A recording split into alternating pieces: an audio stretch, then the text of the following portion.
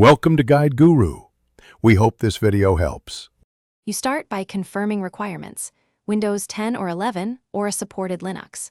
Once done, update your GPU driver and free 200 to 500 MB disk space so the app can unpack. Next, download one trusted live wallpaper installer.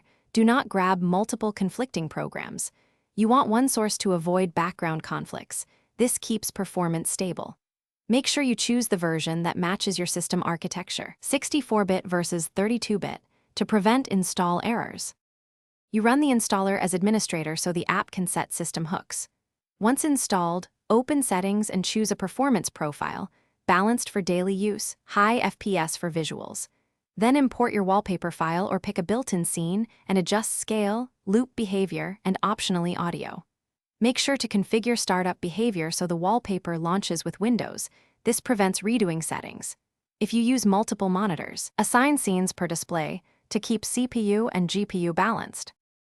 You finish by testing the wallpaper in both battery and plugged-in modes. This shows real-world impact on battery and thermals. If you notice stutter or high CPU, lower the wallpaper resolution or disable audio and extra effects. Make sure to check Task Manager for conflicting programs and stop any heavy background apps.